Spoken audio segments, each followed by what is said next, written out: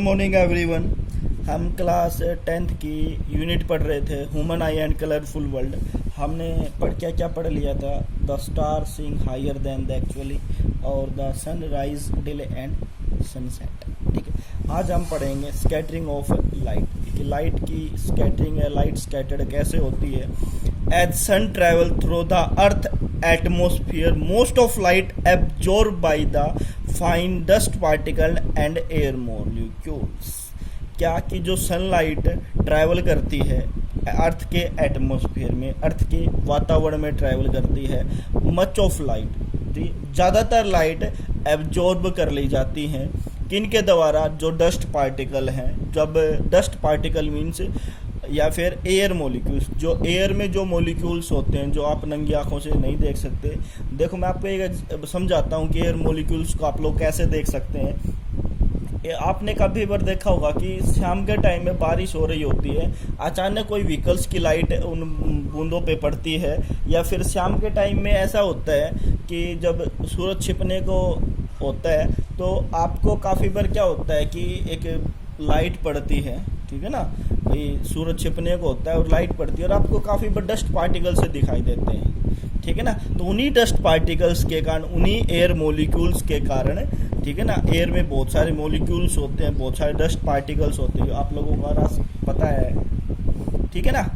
तो जो light travel करती है अर्थ के एटमॉस्फेयर में वो एब्जॉर्ब कर ली जाती है, मोस्ट ऑफ लाइट है, much of light air molecule और डस्ट पार्टिकल के द्वारा in the atmosphere which gives out absorb light in some direction. जब वो लाइट को एब्जॉर्ब कर लेते हैं, ठीक है ना, तो वो उसको कुछ डायरेक्शन दे देते हैं। उन्हीं डायरेक्शन को, उन्हीं लाइट के कुछ स्कैटर्ड को, फिनोमिना को स्कैटरिंग ऑफ लाइट बोलते हैं। क्या कह रहा है कि जो सनलाइट एटमॉस्फेयर में ट्रैवल करती है, पहुंचती है, तो कुछ डस्ट पार्टिकल के द्वारा, कुछ एयर मॉलिक्यूल्स के द्वारा वो एब्जॉर्ब कर ली जाती है।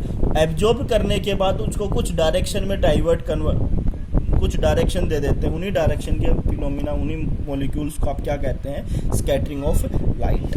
अभी नेक्स्ट टॉपिक है क्या? स्काई अपीयर्स ब्लूइश, कि आपको आसमान नीला दिखाई देता है। क्यों? क्या रीज़न है कि आपको आसमान नीला दिखाई देता है? The sunlight travels through the atmosphere. ठीक है, पढ़ चुके लाइन पहले भी आप कि जो सनलाइट है वो ट्रैवल करती है एटमॉस्फेयर में। It is scattered by air molecules. Air molecules के द्वारा क्या हो जाती है? स्कैटर्ड हो जाती है। Since blue has shorter wavelength than red, कि ब्लू की जो वेवलेंथ होती है वो शॉर्ट होती है, बिकॉज या बजाय किसके? रेड के। And is scattered much more strongly, जिसकी वेवलेंथ कम होगी वो उतनी ही ज़्यादा स्कैटर्ड होगी, ठीक है ना। तो ब्लू की जो वेवलेंथ होती है शॉर्टर होती है देन रेड से, और स्कैटर्ड ज़्यादा होती है क्या? ब्लू।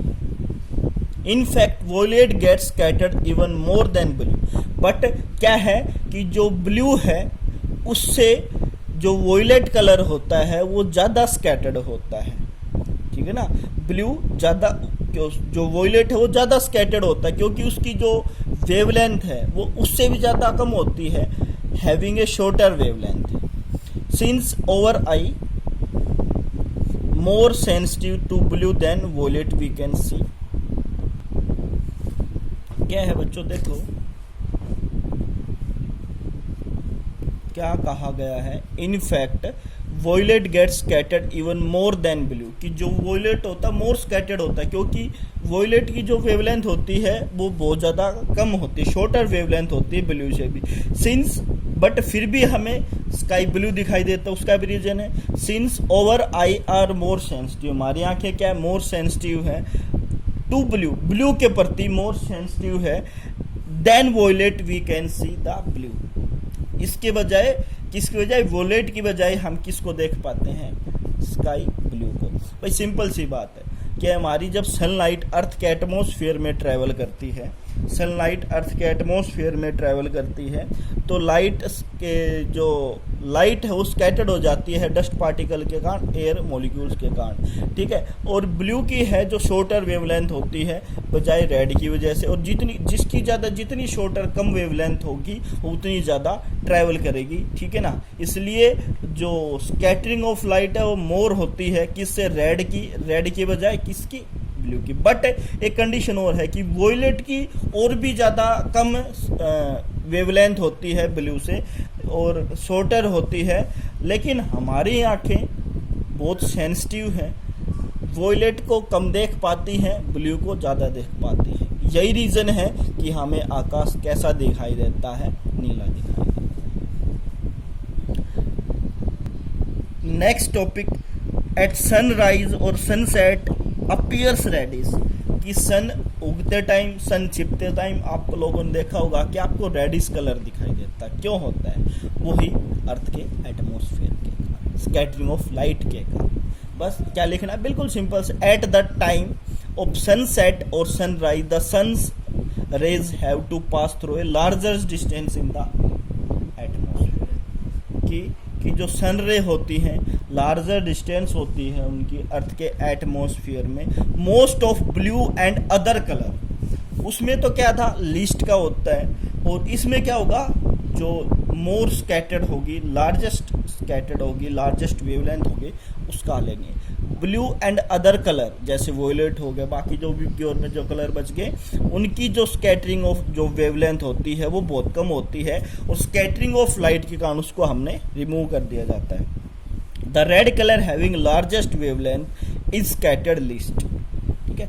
वेवलेंथ तो ज़्यादा होती है लेकिन उसका स्कैटरिंग कम होता है। And then least scattered light reach our eye the sun looks appears reddish.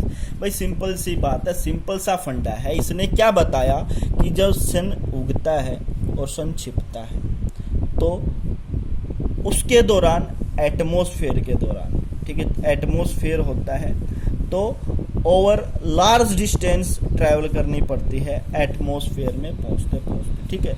जब सन छिपता है, सन होता है, उसके टाइम लार्ज डिस्टेंस कवर करता है in the atmosphere. Most of blue and other colour are क्या होती हैं, शॉर्टर वेवलेंथ होती हैं, और वो shorter wavelength scattering of light के द्वारा रिमूव कर दी जाती है। लेकिन जो रेड होता है उसकी लार्जेस्ट वेवलेंथ होती है, बहुत ज़्यादा वेवलेंथ होती है, लेकिन उसका जो स्कैटर्ड है वो लिस्ट होता है। स्कैटर्ड क्या होता है, या मीन्स उसकी जो स्कैटरिंग है वो लिस्ट होती है। And then least scattered of light, जो जिसका स्कैटरिंग लिस्ट होगा वो हमारी आंखों तक पहुंच जाएगी, इसके कारण सन हमें रेडिश दिखाई देता है, ठीक है। तो आज का टॉपिक था, आप कर लीजिएगा, नेक्स्ट कल टॉपिक करते हैं। तो थैंक यू।